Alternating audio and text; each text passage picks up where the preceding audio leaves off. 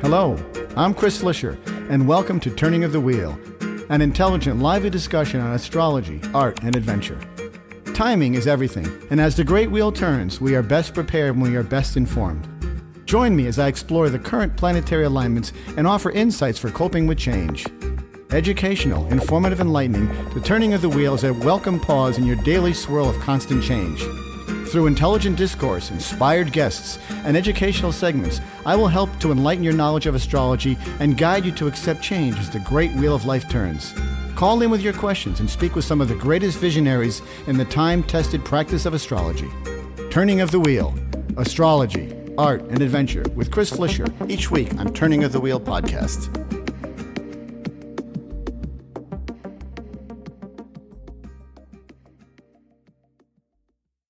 Hello and welcome to Turning of the Wheel. My name is Chris Flisher. As you know, this is a show about astrology, art, and spiritual adventure. And many of you know that in my wanderings, I stumble upon different people and books and subjects that fascinate me and fall more under the realm of what I call the spiritual adventure umbrella. And that encompasses a very wide range of subjects, all of which I think are connected and offer a lot of insight into how we sort of travail this human experience and live through the human condition as we try our time on this planet. So it's important that we have expose ourselves to lots of different modalities and thoughts and conversations that allow us to enhance our knowledge of what it is to be a human being and what it is to what we are on this great journey that we're on. Before we get my guest on, I want to remind you about my newsletter. It goes out every Sunday afternoon. I encourage you to sign up. You can sign up from my website, turningthewheel.com or chrisflisher.com. Both of those are viable websites, and you can sign up for my newsletter there. It comes out every Sunday, and I've got a wide following of people who have been on there and been very loyal and have followed me all along. So, and they find it to be very insightful and accurate, and it's something to look forward to. Gives you an idea what's going on in the week to come. I encourage you to read your sun sign as well as your rising sign, and you'll get much more information that way. So, without further ado, I received a book in the mail the other day called The After Death Chronicles. It's true stories of comfort, guidance, and wisdom from beyond the veil, which I found immediately captivating for me because I have had personal loss in my own life. I lost my wife about 16 years ago, and I've experienced many different things that have to do with, synchronistic events, I think, that are directly tied to that, and I have firm belief that this is an accurate observation and a discussion, very valuable for all of us. And anybody who's ever lost anybody in their lives, I think, will find this very, very insightful. It's a book about ordinary people. This is about plumbers and artists, accountants, bakers, beauticians, teachers, and lawyers who have been able to receive communication from loved ones who have died. This is After Death Chronicles, and the author is Annie Mattingley, and she's joining me today to discuss her book. Welcome to Turning the Wheel, Annie. It's great to have you on. Well, it's great to be here, Chris. Thank you. Yeah. Now, you have a master's degree in consciousness studies and have worked as a teacher, magazine publisher, and a hospice volunteer. So you have a lot of experience, especially as a hospice worker, with people who have experienced and have felt death in their lives. So this has given you sort of a unique opportunity to gaze at this. But what really started you was your own personal tragedy. Why don't you give us some of that background, if you're comfortable with that? Oh, I am. Consciousness was something I was always in tune with and always fascinated by, and death as well. I think once my parents died 30 years ago, and I was with both of them as they died, I became fascinated by what does this all mean? Mm-hmm. But I did not know that almost 7 years ago, my daughter would die. Yes, terrible. And thank you. And I was still in a place of very, very intense grief. I hated waking up in the morning. It was like torture. It was waking up into the nightmare. And so when I felt this rush of kind of goosebumps up the left side of my body, I was not happy about it because it wasn't even light yet, with a little bit of dawn creeping in.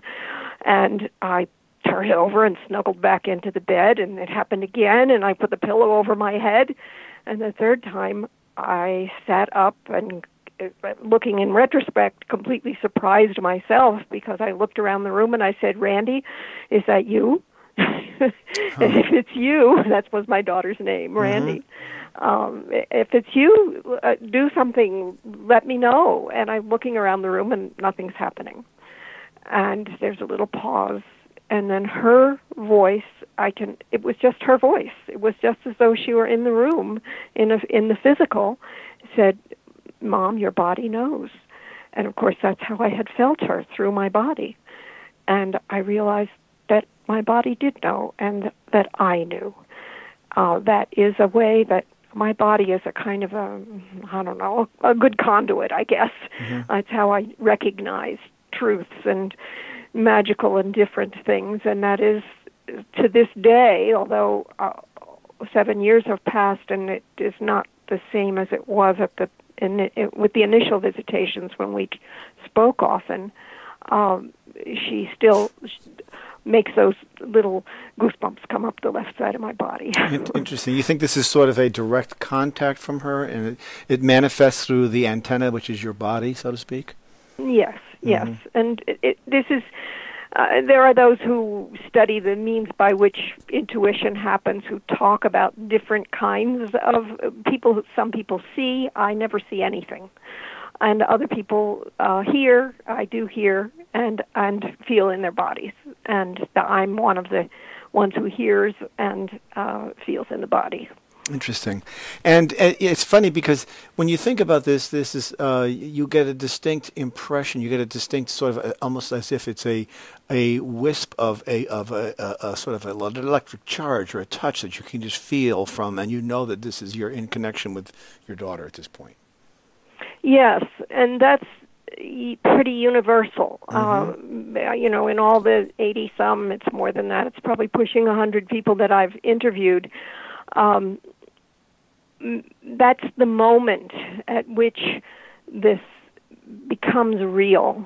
Because I think what we're doing is we're recognizing essence. We're recognizing essential nature that doesn't require a visual, doesn't require a physical presence. There is something that makes Chris Flisher, right, beside your body.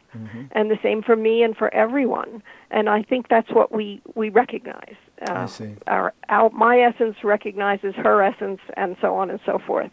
Because people are just know. They have this kind of, this tiny contact that to someone else would be like, what does that mean? And they just know. And when and do you find that there's a correlation between when this happens versus other times? Does it happen at moments of anniversaries or significant days, or is this sort of random? Well, for many people, it is connected with specific days, anniversaries, and so on. But it isn't for everyone, and for me, it tends to be. I'm a person who, my deepest spiritual connection, the time when I can it's not that I figure things out, it's just that answers come to me, is at what's called the hypnopompic time, in between sleeping and full waking in the morning. Right. I wake up real slowly. My husband leaps out of bed. He's dead asleep, and then he's up. Yeah. I'm like, how do you do that? I don't understand that. Yeah. But I kind of drift in there, and that is the most. 90% of my contact has come with her, and actually I have contact with my mother as well now. It comes at that time. So that's an opening for me. So it's that time it's a time of the day when you're in between sleep and wake, sort of that in between stage where you're sort of in almost like a dream-like stage, half awake, half asleep, sort of. Exactly. Exactly. And some people don't spend much time in that, but I can spend quite a bit of time in that.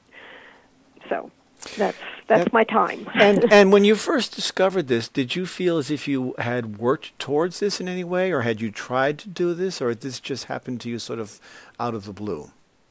It was definitely out of the blue, although I look back now and see that in some ways my entire life had been leading to it because of my interest in the spiritual life, my interest in death, my curiosity. I have a tremendous curiosity about all this stuff. I want to know what the heck's going on, in the world that we can't see. Of course. As you must too. I certainly do. I spend a great deal of time thinking about this subject, and it's fascinating to me because we have this sort of public Hollywood perception of ghosts and people from the past that is sort of not really accurate with what with what we we may feel. But it's almost as if there is as human beings, we have our physical bodies, we have our physical selves, but there is this spiritual component, this sort of amorphous kind of intangible connection that I guess we feel with our instincts. We can tell when things are happening. People who are strongly intuitive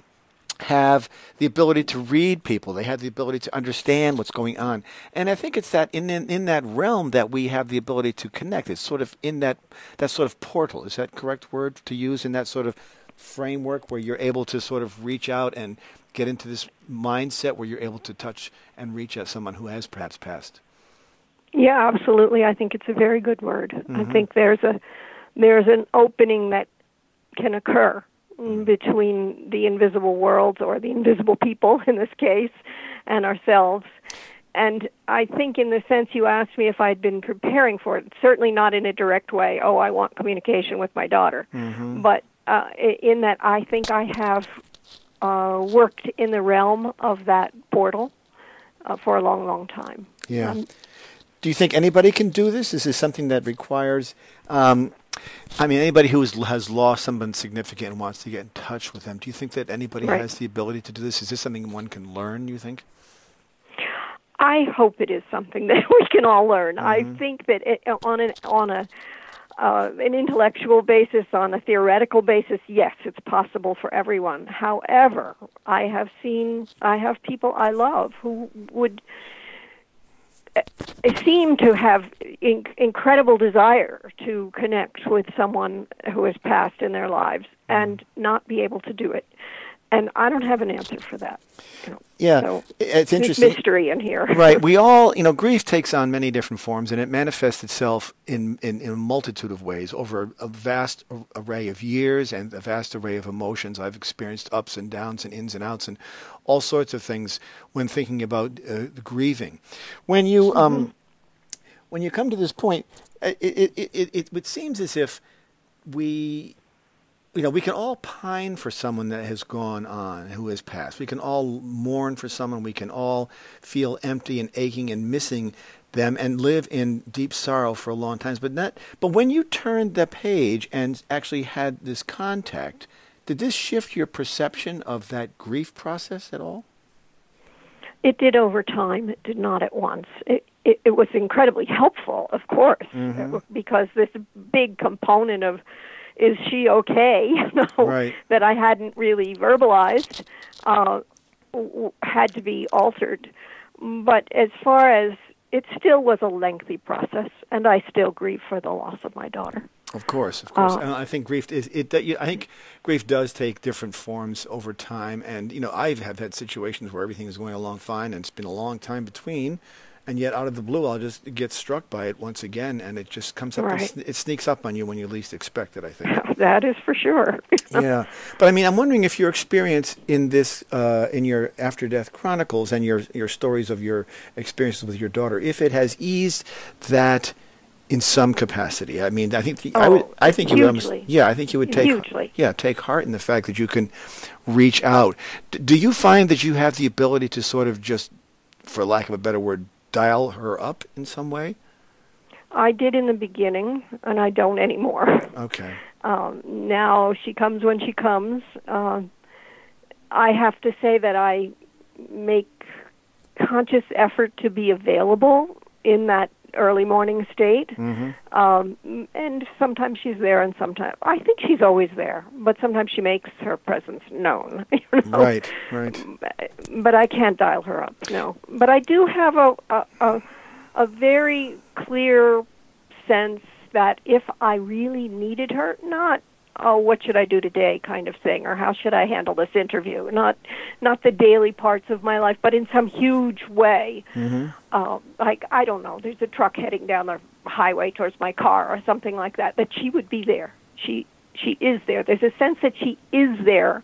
She just doesn't need to make her presence known to me unless I really need her. And if I do, I think she will be there. And that's a very comforting and satisfying sense. Right. Do you find that you have, when you're in this process of communication, what is it like? Are you speaking to her? Are you just sending thoughts back and forth? Are you asking questions and getting direct answers? What's your experience like? Early on, I could ask questions and get direct answers, although she was mostly in charge of the conversation, and I wanted to know what was going on where she was. Okay, what's this afterlife like? I thought I had a direct link, and she was not interested in telling me about that. She was interested in what was going on in me, physically and emotionally, but not that. But I've lost my train of thought. What was? Well, I was just wondering, what was your daily? What was your process like? I mean, were you literally speaking out loud to her, or were you sort of just thinking, "Gee, what's it like?" Or were you silent in your thoughts to yourself? Because you're sort of in this half in, half out state, right? Yeah, and it is definitely not an external process. That time that I heard her voice, the first time, is the only time I ever heard her voice outside my head. And when I speak to her, I would speak to her from inside. It was more like a shared thought process. And sometimes that confused me because I was worried that I might misinterpret or overlay my own thoughts on that. And so it's different from normal speech. It felt like conversations. I would speak, quote unquote, from my mind, and she would speak. But on the other hand, what she would say had a tendency to come a little, not always, sometimes it was in very direct words, and I wrote them down. But sometimes it would come in a kind of a clump, and I would have to say, okay, do you mean da-da-da, you know? So it has its own quality that's different from how you and I are speaking. Right. Do you? I can imagine. Because it's not as if you're talking to her directly. You're not having a conversation. And when you do talk to her, when you do have these conversations, are you asking specific questions? Are you, sort of telling her that, your brother or your cousin just had a baby, and they named her after you, or do you ever have that kind of interchange where you sort of inform, or you assume that she may already know some of those things? Well, I think after a while I found out that she basically knew everything, So there was little need to tell her things. Right. It seemed to me that whatever was going on that had relevance to both of us, she was aware of. Yeah, I mean, did it change your impression or your view of what the afterlife or death might be like? Absolutely. I never ran around being scared of death in a huge way, and I always assumed. Well, it wasn't an assumption. I just felt that something continued on after death. I didn't really accept the versions that I heard from religions. I was not into the heaven and hell kind of concept, but I assumed there was something there. But now, it's a deeper knowing, and I really don't. I don't want to die, but at least not now, Right. But I don't have fear. You're not fearful of what it's like. I've heard it referred to many times as a form of birth. In other words, it's just it's a continuation of a circle. We begin at birth and we come to the death, and much like birth is a awakening, death should be regarded the same. It's just a new state of being that we enter into, right. and therefore could, in some ways, I suppose you could say, be something to look forward to. Not that I want to go either, but I'm saying we could say, well, it's not that bad. It's going to be okay. It's what we don't know that frightens us. Exactly, and I think your description of it as being similar to a birth is really accurate. It feels right, and I have given birth, and I have been present at the birth of my grandchild and of my grandson, and also at the birth of my great-granddaughter. And I've been present at the deaths of both my parents, and the feeling is similar. Oh, interesting. There's something really holy there. It's miraculous, is what it is. Yes. I mean, when I just had a grandson myself, and I have to say, thank you. I have to say that when you are walking around, when I'm walking around the house with this little guy and he's smiling and laughing and stuff, I have to say, my gosh, this little boy was not here a year ago or whatever. And it's like, out of nothing came this, not out of nothing, Right. but here he is as this little creature that never existed before. And what an amazing transformation of. Right. And a miracle of what life is truly all about. I find that to be utterly fascinating. And I have to think that in the balance of life, I think of life as sort of a dualistic path that where everything is thrust into some sort of a cosmic balance. And that this, if birth is one end of the spectrum, death may be the other end of the spectrum, but neither of them need to be feared. I mean, many people could say, hey, I don't want to be born. It's a jungle out here. And, Right. be afraid of what birth would be like. But then once they're here, they're like, oh, wow, this is not that bad. I have friends. And maybe it's the same on the other end. I mean, it has been a question for mankind since since we've been on the planet, Right. I'm sure. So. Right. We're definitely pretty tripped up around what we don't know about. Right, and I think in Western culture in particular, we have a certain fear of it. We have all these, life lengthening things we try to do, and we try to postpone our aging and our youth and keep youth and do all things we can to sort of prolong that. But we really, it's kind of it's a worthless struggle because we're just shoveling. We're trying to swim upstream, and we should just go with the stream. This is a natural part of our journey, I guess. Well said, going with the stream. And there are things for us to experience and learn. There are gifts at every point in life. And if we're struggling always to be at a previous point or not to go forward, how can we tune into any of that? We're going to miss it. Right. Well, exactly. And when you mentioned having grandchildren and then now great-grandchildren, congratulations to you. Thank you. That was a big deal. I can imagine. I've just entered grandparenthood. I'm not even thinking about that far yet, but if I get there, I'll be happy. When you think about that in that context, do you think that? I mean, one of the things I always think about, I guess, when I have thoughts about and I stray into that area of fear of death, it's partly of I will miss those who I've left behind, which is I think a large part of what death is. One of the hardest things to accept about that. Do you think that once she has crossed, or once a person has crossed that border, that veil, do they still have the ability to connect with those that they left behind? I mean, obviously you have had that experience, but does it? I've had it, and I've talked to, 85, 90, 100 people who have had that experience too.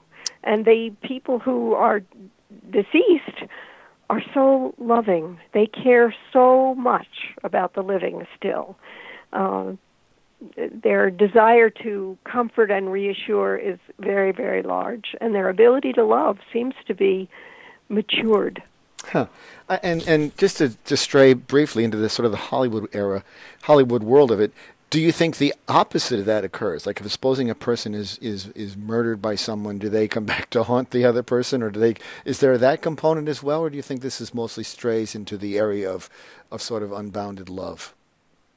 Well, I don't know too much about that. Mm-hmm. I didn't look for it at all. Right. And the only thing that I've had a very few people who told me of things where they felt frightened, and those who did, several of them were able to take charge of the situation. Okay. A woman was told by her brother-in-law, it seemed like a joke because he was asking her to tell someone something so that they would know that he was all right. Mm-hmm. And she said, well, why don't you tell him? And he said, I want you to because they're not listening. And she said, I don't want to do that. And she was just on the way to the funeral, and this was happening in her. And he said, I want you to do that, or I'm going to haunt you. And she said, you can't haunt me. I won't let you. And a number of people did that kind of thing, and it doesn't happen. We have a lot of power, more than we may know, over something that might be a threat of that sort. Mm-hmm. But as far as, coming back to haunt someone who'd murdered them, I don't know. Mm-hmm. They would probably, maybe what would happen there is they would be unable to not allow them in. Right. because of their own guilt. Exactly. Yeah, exactly. That's true. Yeah, I could see that.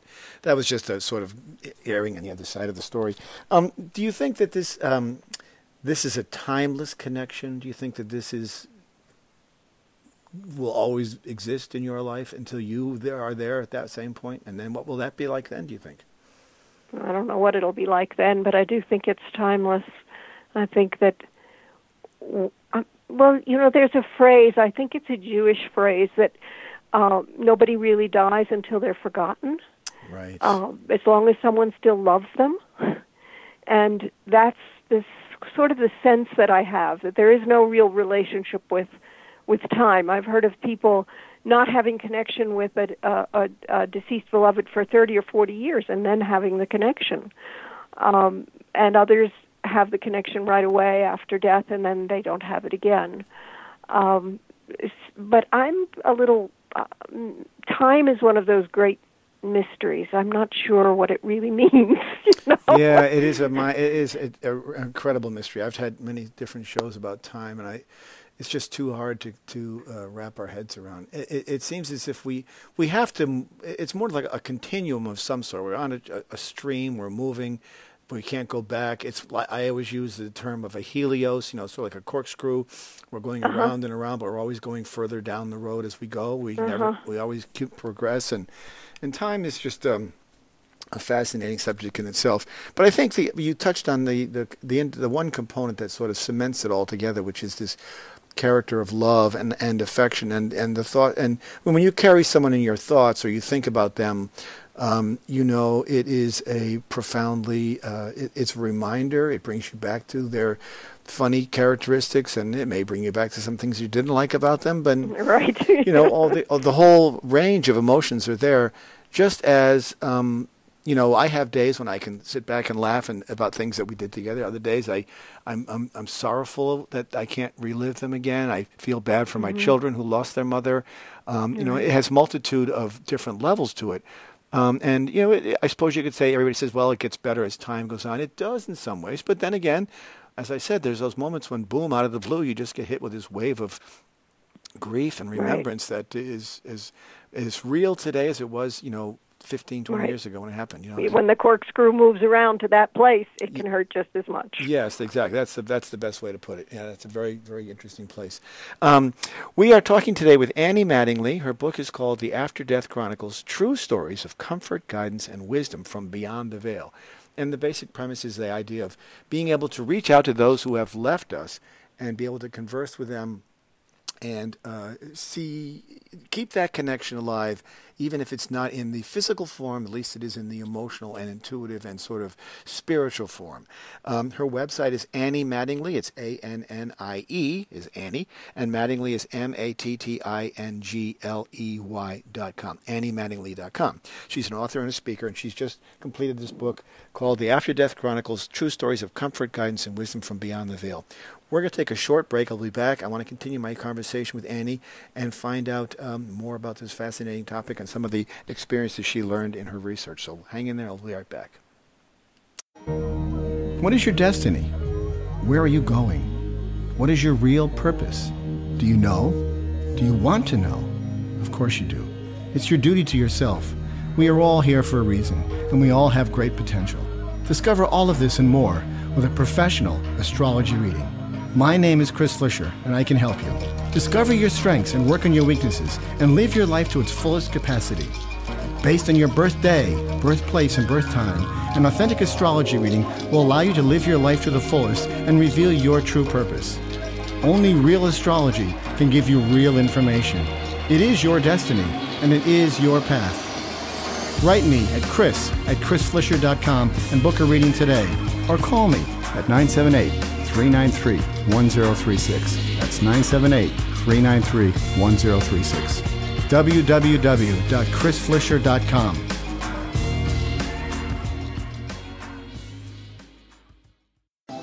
Astrology is the science of spirit, and it can serve as an invaluable aid in making the difficult choices in life and seeking truth in all the directions we choose. It holds the potential to allow each of us to evolve to our highest potential. It is the logic of the universe, the code of existence, and the pathway to true wisdom. It is our duty to draw from it the instructions for our lives and to live them to our fullest potential. As the great wheel turns, we are best prepared when we are best informed. As the world shrinks and our barriers come down, diverse cultures are striving for harmony, balance, and peace. To ease the transition, we need to expand with color, light, and tolerance. Now, you can become a global citizen and embrace the color and clear spirit with the divine artwork of the mandala. Mandalas are a timeless artistic offering for creating unity, harmony, and peace. My name is Chris Flisher, and I've spent years creating mandalas, and they are now available online at www.turningofthewheel.com. Come and experience the world of color, form, and function with t-shirts, coffee mugs, note cards, and limited edition prints. These vibrant, lively paintings and products express optimism, oneness, and spiritual balance for all who use them. www.turningofthewheel.com. That's www.turningofthewheel.com. And enter a world of possibility and color.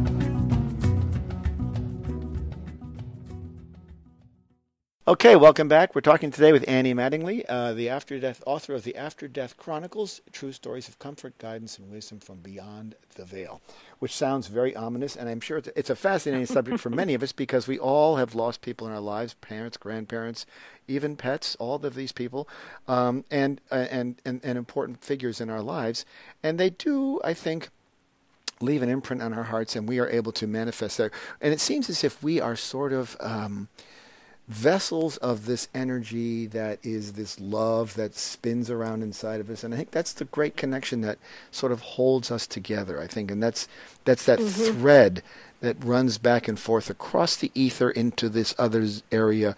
And I'm wondering, in your experience with yourself and with others, do they find that, I mean, I know this gives you comfort in some ways, but was it unnerving, not unnerving, but was it a little bit startling at first, or a bit scary, or did you think you were sort of, perhaps coming undone when this happened to you, or losing your sense of gravity or stability?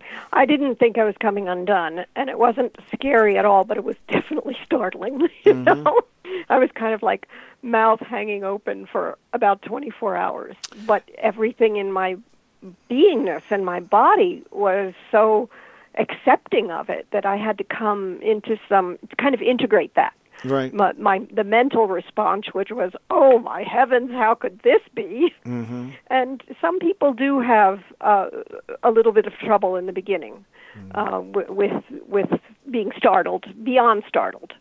Though I think mostly the people who talk to me, they were coming forward because they had fully accepted this and didn't think that, in fact, they were happy to talk to me because I didn't look at them as though they had gone around the bend. Right. And they were used to the fact that some people did. Yeah. That's what raises this next question. Were you able to bring this to your husband and people in your family and let them know this happened, and what was their reaction? Well, that was, I have tremendous gratitude for my family, my husband, my community, because they all just thought it was totally wonderful, And then they began to tell me their own stories, and that was actually what got me into writing the book, was because within my community, I heard stories from people that I had known for years who had never told me these things, because they don't speak of them. They are afraid that people will judge them harshly, and they're also they're sacred. These experiences are sacred, and we don't want to cast pearls to the swine. Right. They want to be sure that these experiences are honored, and you don't want to exploit them either. You don't want to be in that frame of mind where it's exploitive. Of course, I understand that. Right. And it seems as if. But do you think that this is going to be an unusual question, do you think that the level of love between the two people who are separated by death determines the capacity or the ability for that connection to happen? In other words, you could love someone I think the love between a mother and a child is probably the strongest love of all, though love takes many different forms, and many people could argue that's wrong. But I think that is probably perhaps the strongest and perhaps the most difficult loss to face. And I'm wondering, you think if that level of love, for lack of a better way of phrasing it, do you think that makes this connection more possible than others? I mean, I would doubt that, but I say that because, well, first of all, my daughter and I had many issues when she was quite troubled, and our relationship was therefore difficult. So I think underlying that was a deep love, but it wasn't manifesting very well between us as she was alive. And I also, a number of the people that I interviewed had really difficult relationships with very troubled siblings and fathers. Those are the ones that come to my mind right away. Right. Abusive, alcoholic fathers. And they were able to completely transform their relationships after the person died. So it's as though when we're in our human personalities with our human problems, we struggle a lot with love. But in this, after death, that many of those things that were manifesting in the physical are not there anymore to interfere. Right. Do you think it allowed you a chance to sort of make amends? Absolutely. Now the love between us is so deep. And that's what I heard from other people too. And you feel it's reciprocal on both parts? Well, the love that I feel from her is profound. Profound. And it's being a parent, as you well know, can be incredibly challenging at times as well, because you've got to be a disciplinarian, you've got to sort of guide them, you've got to nurture them, you've got to get them on the right foot so they can be self-sufficient. All of which can pose serious, rebellion on the part of the child and authority on the part of the parent, and you go back and forth in this struggle. But at the underlying core, it's just like disciplining a pet or something like that. You've got to. That is a form of love in many ways of the highest order, because you're trying to protect them and you're doing what's right for them, even though they may not agree at the time. So those things can be flashpoints between parents. I'm a parent. I have had many flashpoints with my children as they've grown older, and I think in some ways, when I said make amends, it's sort of like, you may be able to say, listen, I know that time I did that. I'm sorry. I wish I hadn't done that.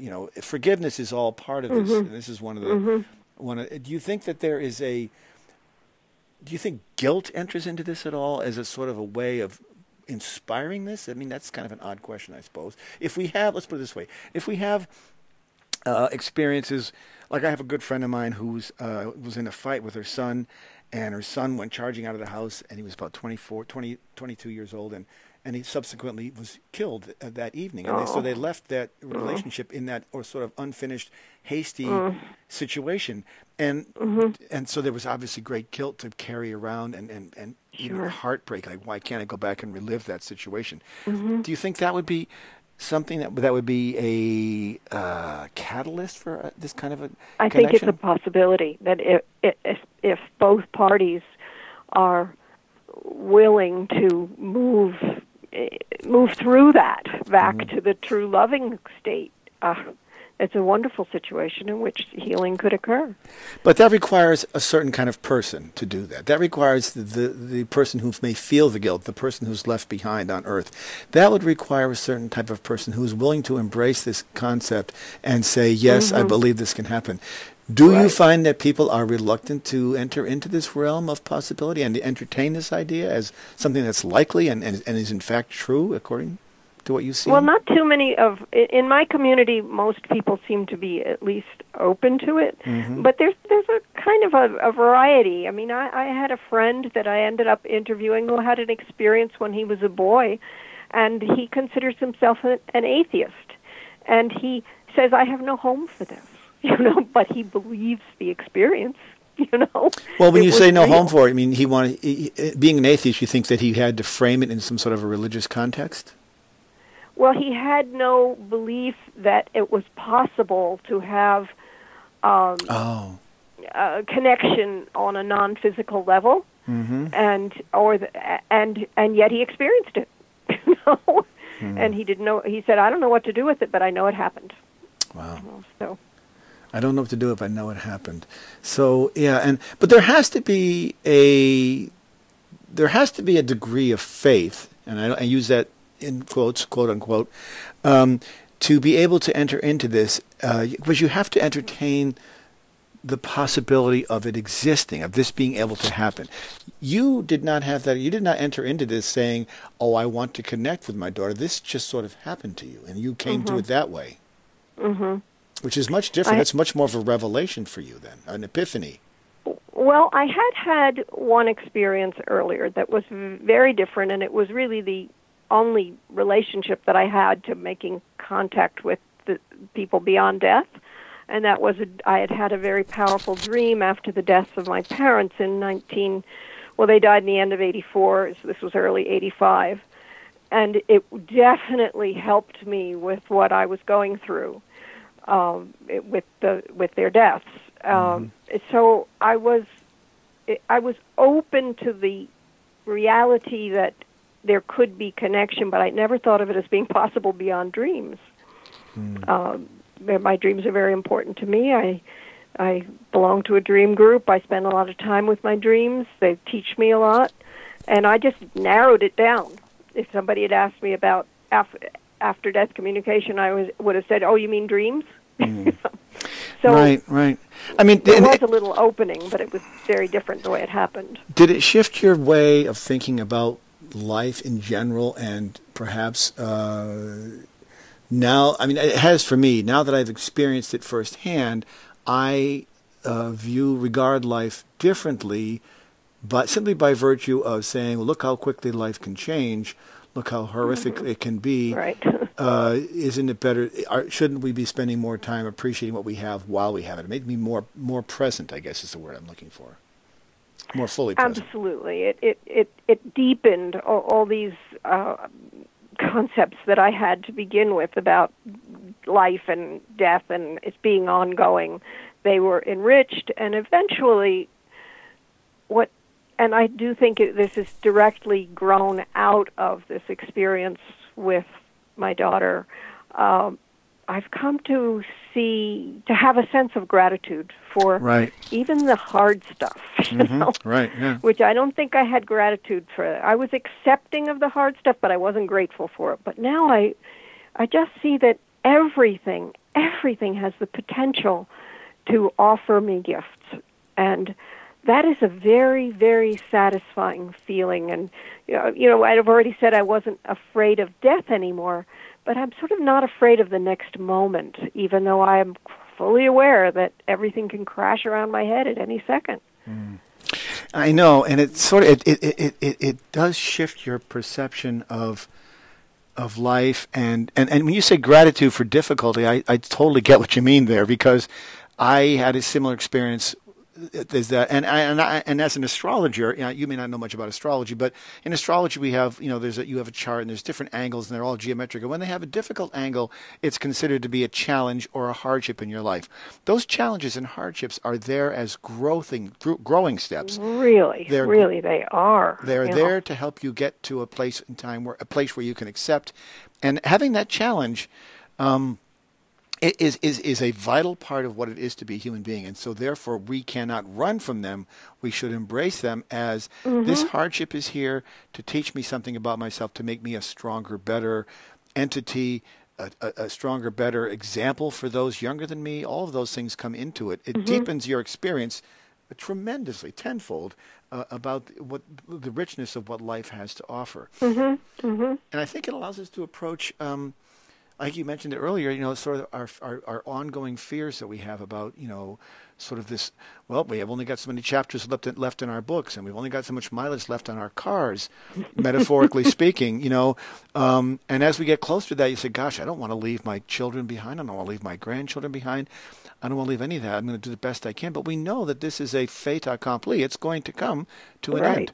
And I think that in Western society we sort of sweep that under the carpet, or just sort of, pull the shade down on it to try to ignore it. Ignore the man behind it. We try to deny it. Well, deny it. Yeah, exactly. We spend this huge amount of money, time, effort, and suffering at the end of an 85 or 95-year-old's life to extend it for a few more days in the ICU. I know. Wouldn't it be better if they were just at home saying goodbye? Mm.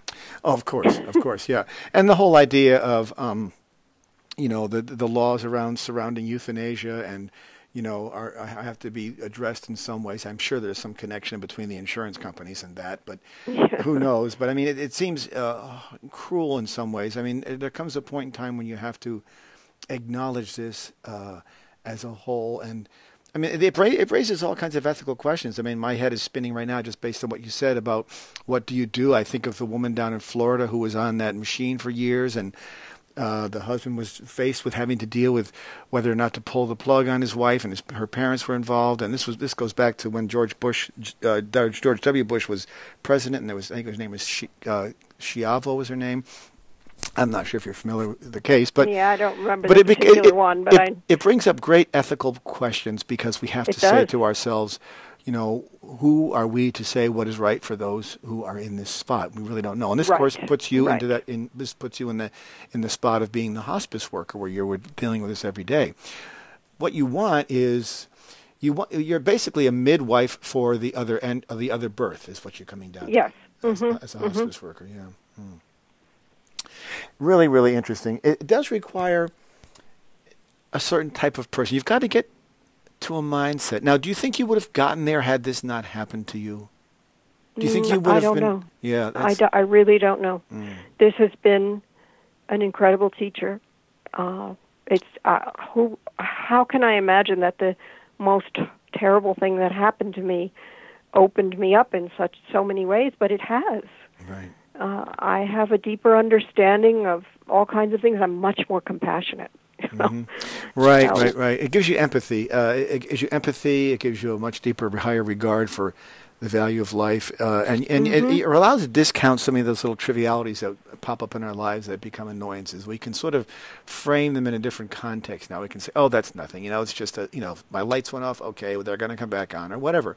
I'm not trying to be flippant or trivial, trite about that, but these are sort of events that crop up in our lives that when we accord them with the proper weight and we see where they are, we may not get quite as upset about something like that. We might not have we might not have road rage and stuff like that if we came to a spot where we realize, well, this is sort of trivial. I mean, I have totally switched my ideas about many things that used to annoy me when I was younger.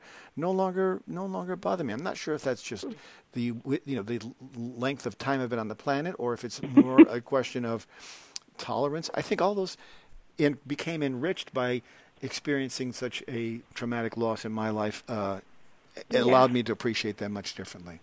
Yes, we do. I certainly appreciate all my loved ones, all beings, actually, all beings on a new level. Right.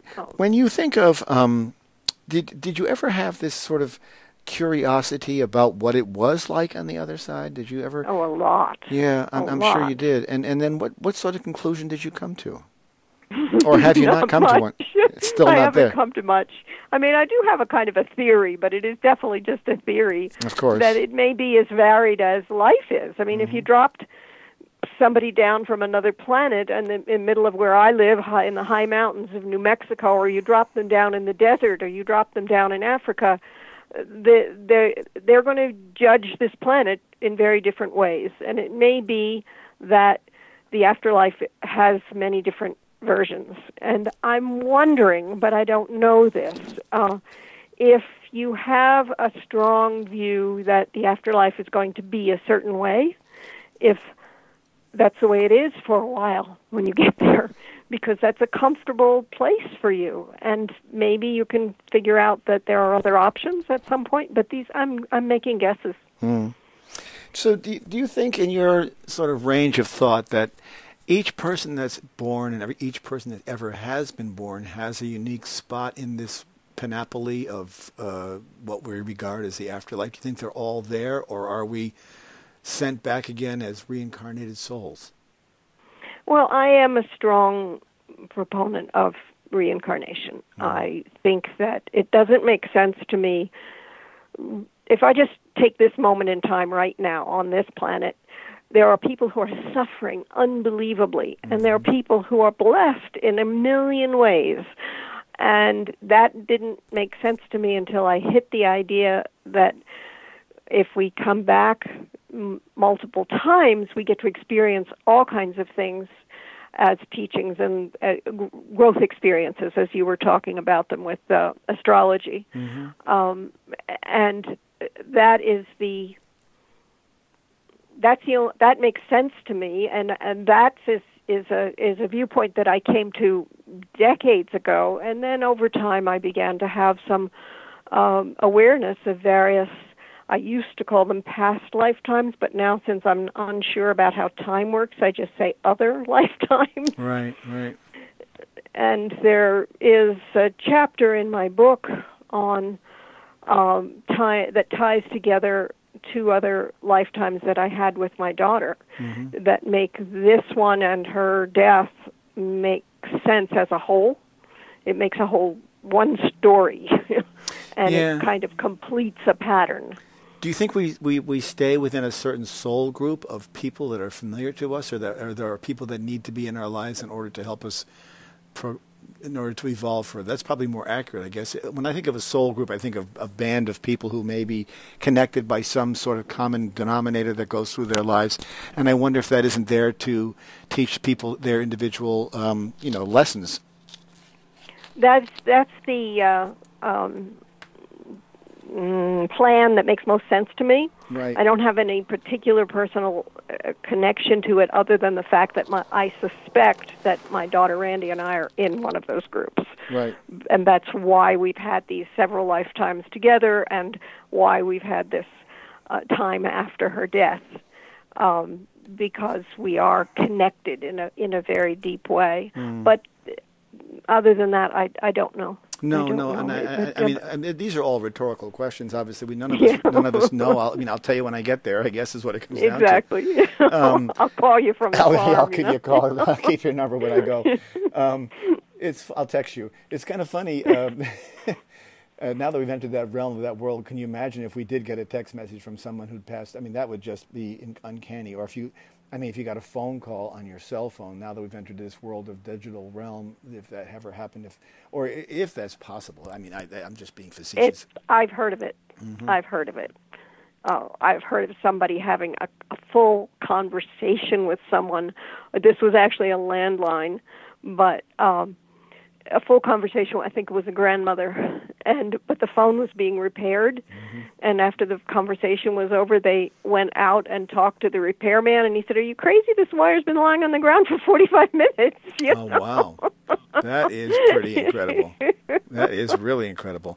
And you see, that enters into that realm where people say, oh, it's not believable, but we don't really have, in order to say that, we have no authority in saying that's not believable, because we really don't have any... Just because we can't see it, and it doesn't work the way the physical world works, I know. And I wonder if science will ever get to the place where we'll see what that's like. I mean, we've heard of, and I've also interviewed people who have had near-death experiences and have had that. Have you ever delved into that at all? People who have almost... Oh, I'm fascinated by it. I think it's a close cousin of my subject. Yes, it is very much so. And, people who've had those experiences talk of what they feel like and what they're able to see and how that continues.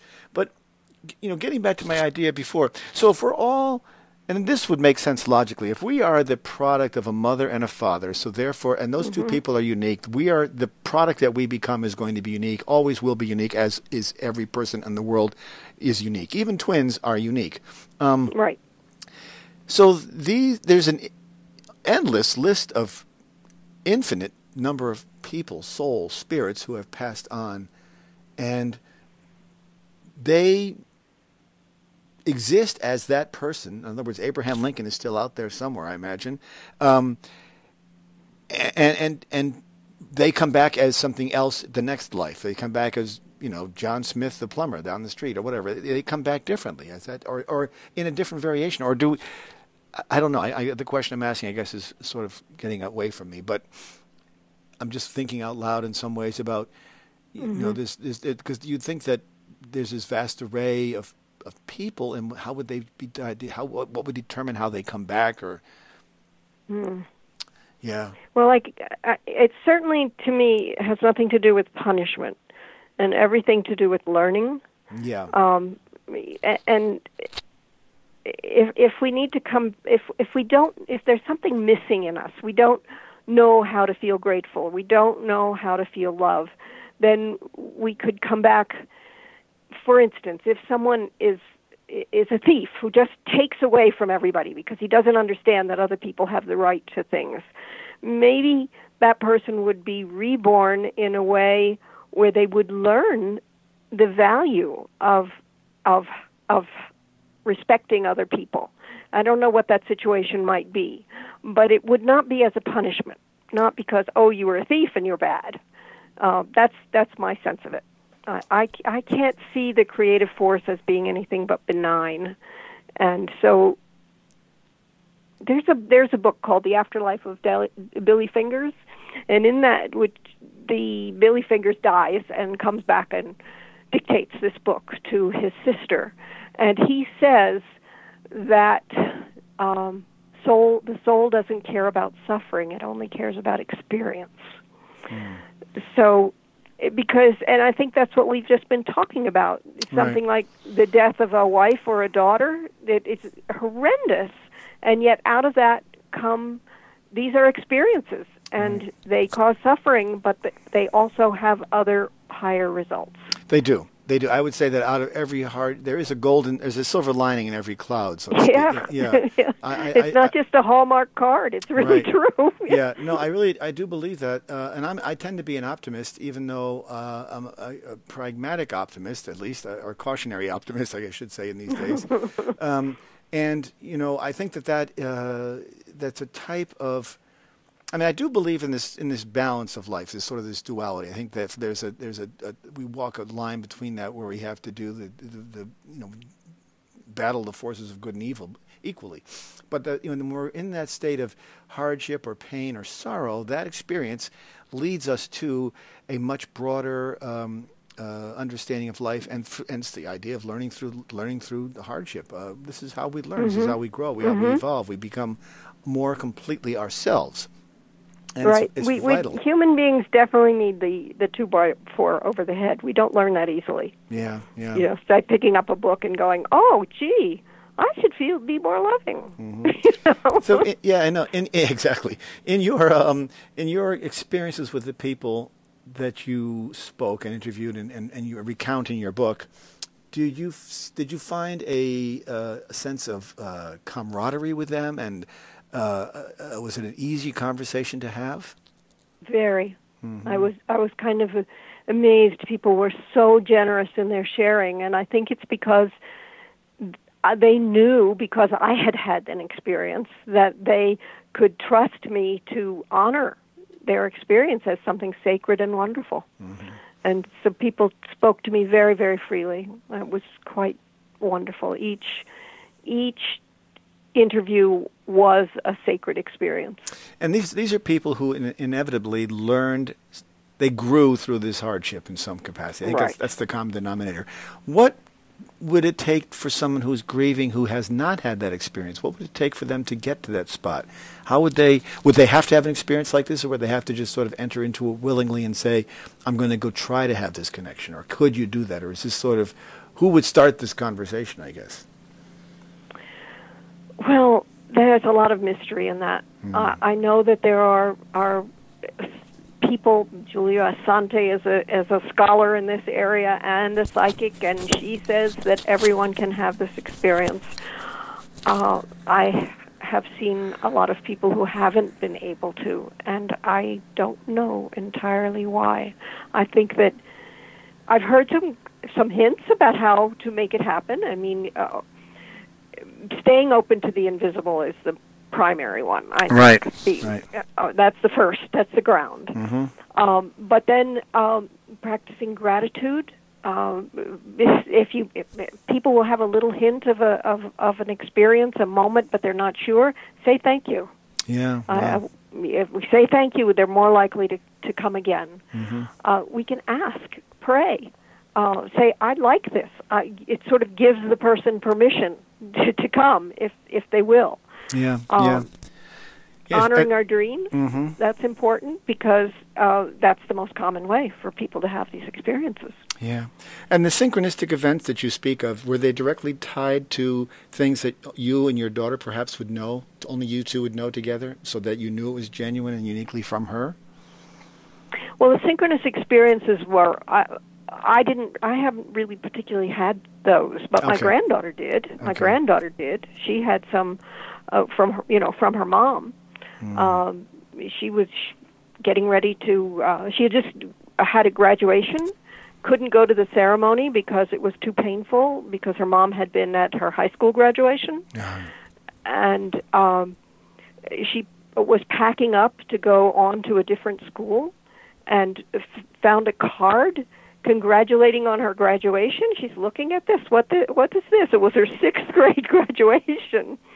And she starts crying, because everything in the card sounded like it was her mom right now. Wow. And then there was a folded piece of paper with this. And she opened up the piece of paper while she was still crying, and it was a little poem about loving each other for eternity. And she's looking at this going, what the heck is this? And then she turned the paper over, and there was a picture on the back, and it was a poem for when her hamster died. Wow. And she, so she was laughing and crying at the same time. But the words were all appropriate for the time. It was totally appropriate. Totally appropriate. Yeah. And because I've heard other stories like this is not just a coincidence. Mm-hmm. Somebody can call it that. Yeah. But it was perfect. It was just absolutely perfect. Wow. And even the laughter was perfect. Yeah.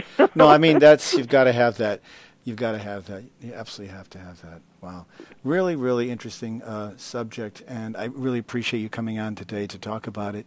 Do you think that you have, are you better equipped? I mean, this is going to be difficult, and I'll ask this last question. Are you better equipped to handle grief than you have been in the past as a result of this? Absolutely, absolutely, and part of it is because I have a very different relationship with death. Yeah. If I think about the people who are living that I love, I know I'm going to cry, I'm going to suffer, I'm going to grieve, I'm going to mourn, but underneath that will be this kind of a strong foundation that says, they're okay, it's okay. Yeah, fascinating. Thank you so much. My guest today has been Annie Mattingley. Her book is The After Death Chronicles, True Stories of Comfort, Guidance, and Wisdom from Beyond the Veil. Experiences of people from all walks of life who have lost someone close to them and yet have been able to reconnect in some capacity back and bring a sense of closure and an opening on the other extreme of both ends of the spectrum in their relationship with those who have left them. And it has enabled her to cope with her grief and to move forward and to enlighten others through her work. Her website is Annie Mattingley. It's ANNIE, Mattingley, MATTINGLEY.com. Thank you, Annie, for coming on today. It's been great to speak with you. I really appreciate very much you coming on. You're very welcome. I've enjoyed this a whole lot. That's great. You've been listening to Turning of the Wheel with your host, Chris Flisher. To schedule a reading with me or to order artwork, you may visit my website at www.turningofthewheel.com. That's www.turningofthewheel.com. Or you can call me at 978-393-1036. Thank you. And as always, be open to possibilities.